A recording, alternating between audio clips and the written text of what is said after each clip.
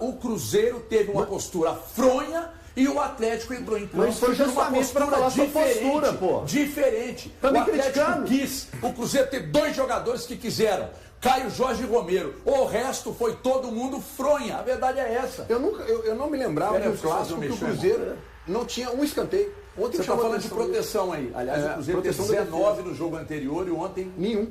Escanteio. Pois é. Fiquei impressionado. Então, pois é. Tá vendo? Tanto que foi fronha. E o que passa pelo Tite, já pelo trabalho do Tite? Por exemplo, ontem eu vi muitos torcedores do Cruzeiro reclamando sobre a saída de bola que não era feita normalmente, como era feita no passado, com o Lucas Romero afundando um pouco mais para buscar essa bola para sair pelo lado direito.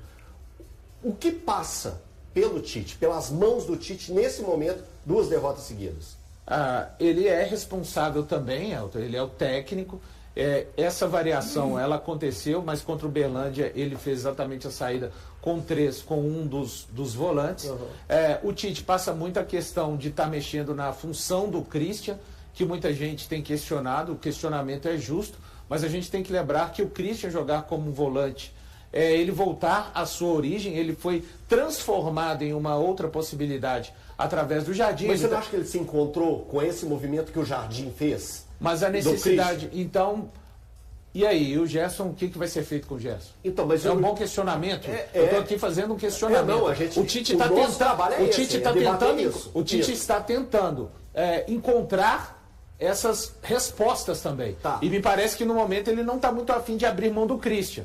Ontem o Lucas Silva... Isso, exatamente. Ele não quer abrir mão do Christian, mas ontem a mexida mais clássica... Isso tudo que eu estou falando aqui não justifica a campanha do Cruzeiro de 5 jogos, 3 derrotas e 2 vitórias, tá? Mas a mexida mais natural de ontem... Eu não vejo tanto do Tite quanto alguns já conseguem ver, sendo bem sincero. Mas a mudança ontem... Tá dando muita sequência ao que estava sendo feito, Isso. mais do que eu esperava. Até. Não, Isso, mas isso era só para levantar o debate, sequência, a mudança de ontem. Naquele momento, não era mais ir pro básico do tirar o Christian e pôr o Gerson? Mas... Ou não? É um debate. Eu não acho que... tirar o Lucas Mas você está achando que o peso da derrota foi por causa disso? Não, o Christian é um jogador... Gente, a gente está aqui debatendo. Eu sei, mas os 4 comentaristas. Mas ali piorou. Eu não mexeria. Eu tiraria o Christian. Mas ali piorou. Eu tiraria o Christian. Eu não tiraria o Christian. Eu mexeria o mínimo possível. Eu ia no básico, de o Gerson aberto pela direita, entrando no lugar do Christian e manteria o Lucas Silva ao lado do Romero. Eu acho que o Wanderson vai rodar nesse time. Mas para a entrada do Gerson. Para a entrada do Gerson. Agora, a questão é... eu sempre falo, planejamento bom é o que ganha.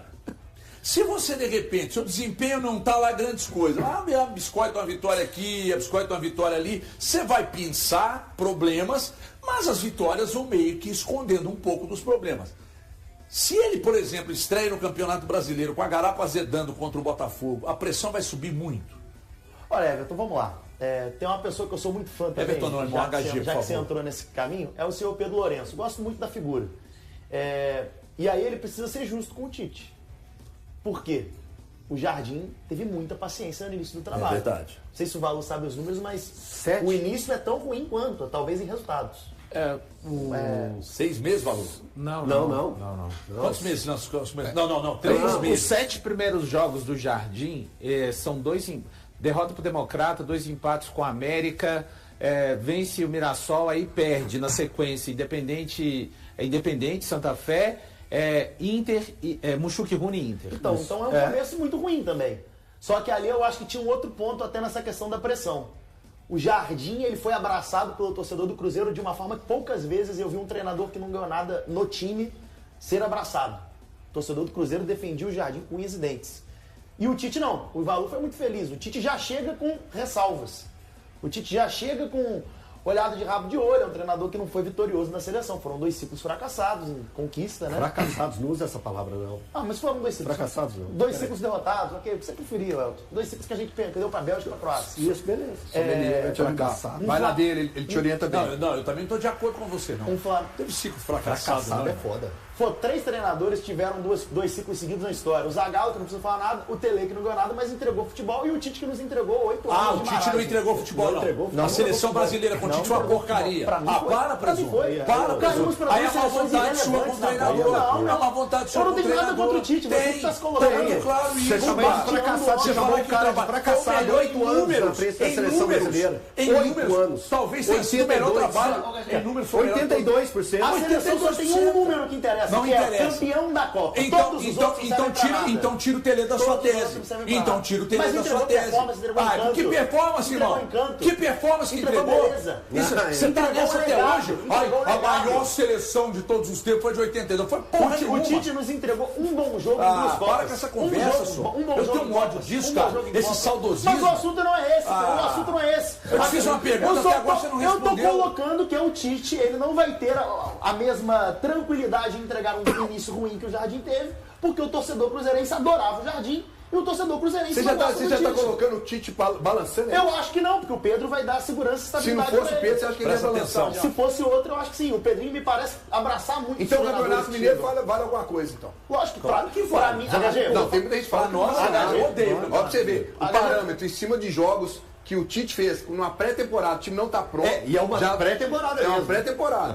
Posso dizer um negócio rápido? Uma frase curta.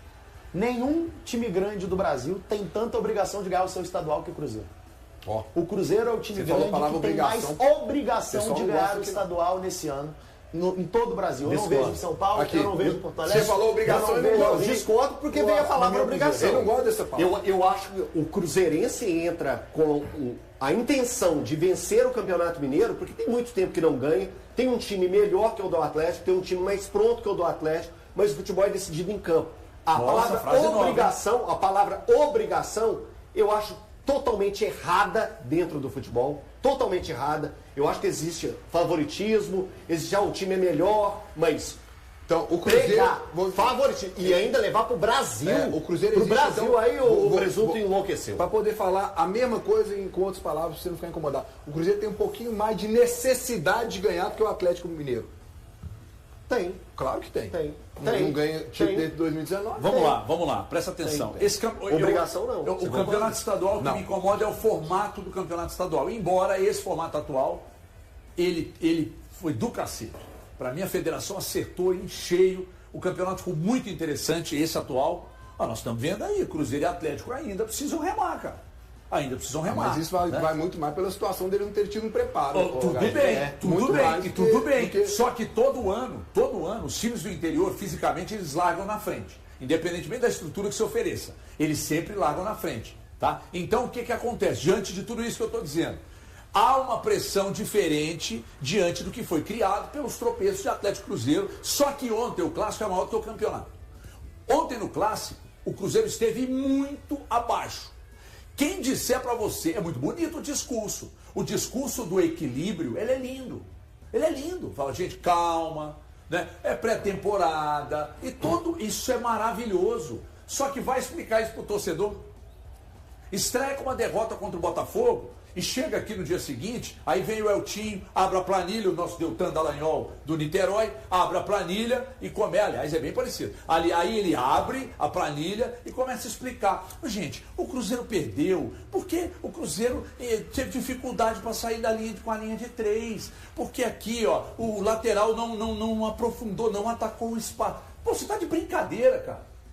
Você tá de brincadeira, Valor. Tem pressão se não ganhar no Botafogo quinta-feira? Já tem pressão hoje, HG. Já tem pressão hoje, você está falando? Claro que tem. Tô com você. Claro que tem. E o Tite sabia disso. Só discordo do Pre quando ele fala que o Jardim foi abraçado pelo torcedor do Cruzeiro, meio que porque o torcedor resolveu acreditar em alguma coisa. Assim, eu acho que um pouco da cobrança também a mais para o Tite, Pre, é que o Jardim não deixou nada para o Tite, tanto deixou alguma coisa que o próprio Tite está navegando. Eu não acho que o Tite vai navegar no trabalho do Jardim pelo tempo que ele estiver no Cruzeiro, mas nesse início ele está escolhendo navegar por ali até para facilitar o entendimento dele do que ele pode fazer com o elenco, do próprio Cruzeiro.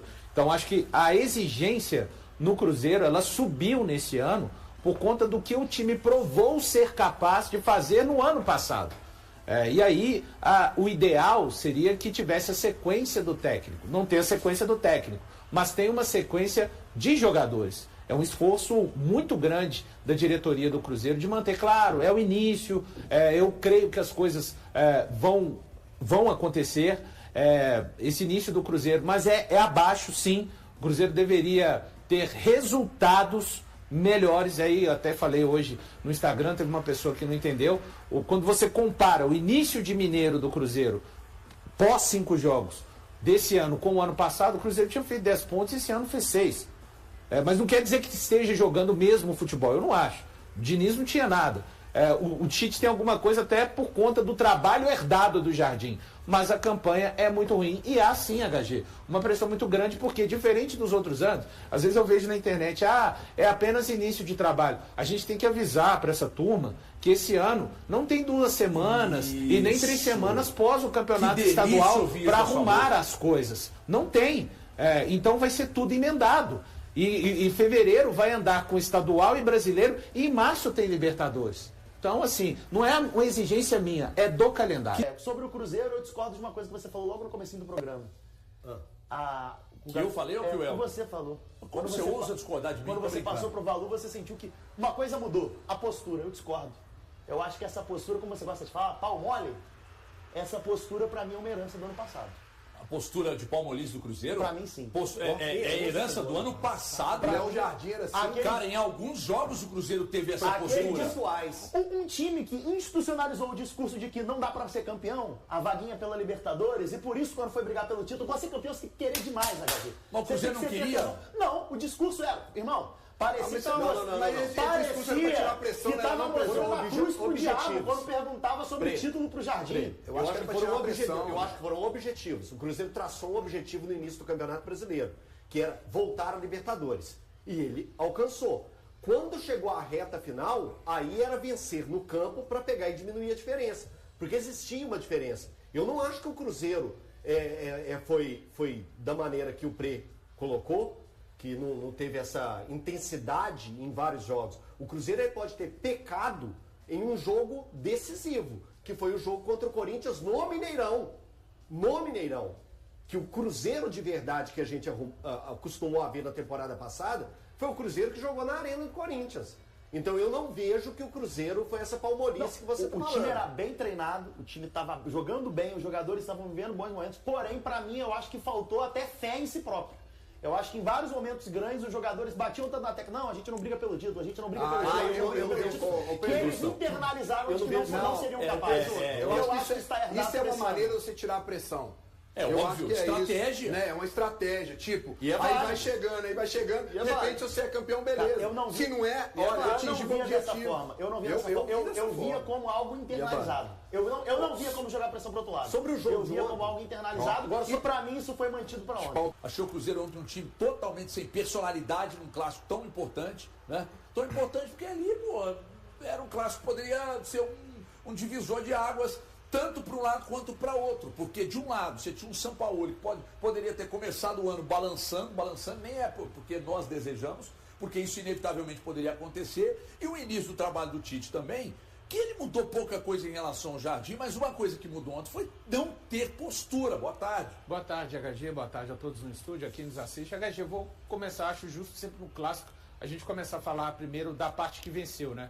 O Atlético, destacar que o Sampaoli, ele fez algumas coisas diferentes do que ele vinha fazendo, ele até falou um pouco a respeito disso na coletiva, principalmente com relação à pressão, né? O Atlético começa pressionando o Cruzeiro, meio que espelhando o que o Cruzeiro faz, né? 2 volantes, o Maicon e também o Alan Franco, pela direita Bernard, ele centraliza o Vitor Hugo, coloca o Dudu na esquerda e deixa só o Hulk à frente.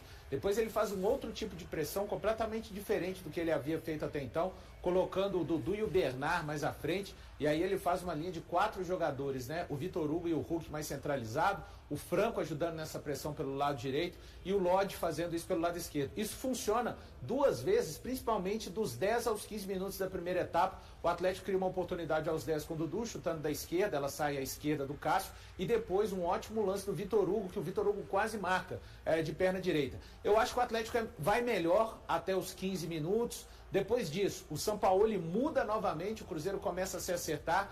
e começa a tentar explorar aquilo que é uma das deficiências principais hoje do Atlético em termos defensivos.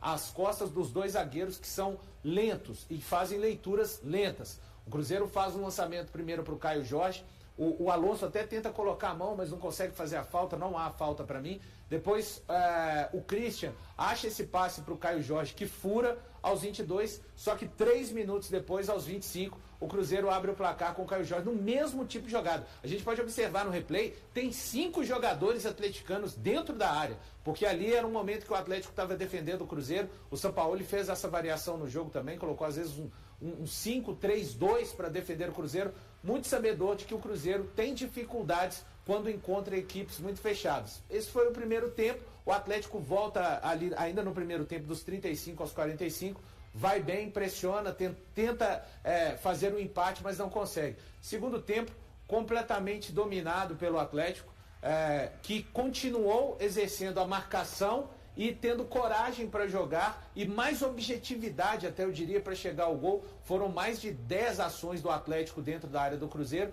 e um Cruzeiro que não tinha respostas para isso.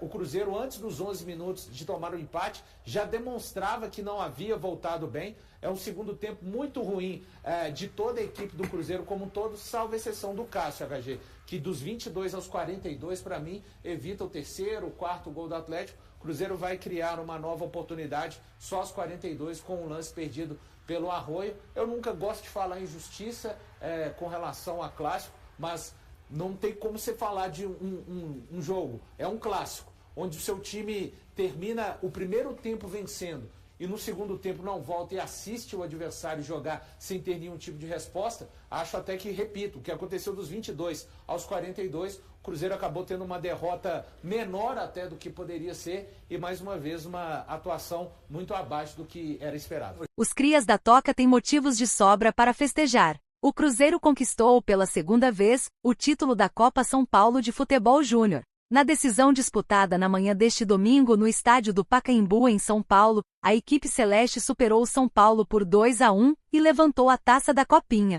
O gol do título saiu aos 28 minutos da etapa final em um lance de muita persistência e um pouco de sorte. Gustavinho finalizou forte e a bola explodiu na trave e, ao retornar, bateu nas costas do goleiro São Paulino antes de morrer no fundo do gol. Depois disso, o São Paulo tentou pressionar, a partida ganhou contornos de tensão, mas o Cruzeiro se manteve sólido defensivamente e conseguiu segurar o resultado, silenciando um Pacaembu lotado com maioria de torcedores tricolores que já preparavam a comemoração.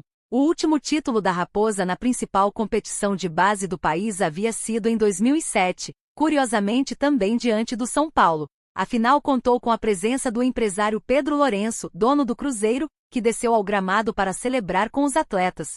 Meu primeiro título nacional, estou muito feliz. A base é o futuro de qualquer clube, e estamos tratando isso com muito cuidado, afirmou. Dentro de campo, o Cruzeiro começou melhor e abriu o placar logo aos 12 minutos. William marcou de cabeça após cobrança de escanteio de Batistella, aparecendo bem entre os defensores e finalizando no ângulo, sem chances para o goleiro João Pedro. Durante o primeiro tempo, o time celeste teve maior controle da partida e criou boas oportunidades para ampliar, mas desperdiçou as chances. A resposta do São Paulo veio apenas no fim da etapa inicial. Aos 47 minutos, após cobrança de escanteio, a defesa do Cruzeiro falhou, houve um bate-rebate na área e a bola sobrou para o zagueiro Isaac, que deixou tudo igual. No segundo tempo, o São Paulo voltou com mais posse e presença ofensiva, porém os crias da Toca mantiveram o equilíbrio, resistiram à pressão e foram premiados com o gol decisivo que garantiu o bicampeonato. E aí, galera, o que acharam? Deixem suas opiniões nos comentários.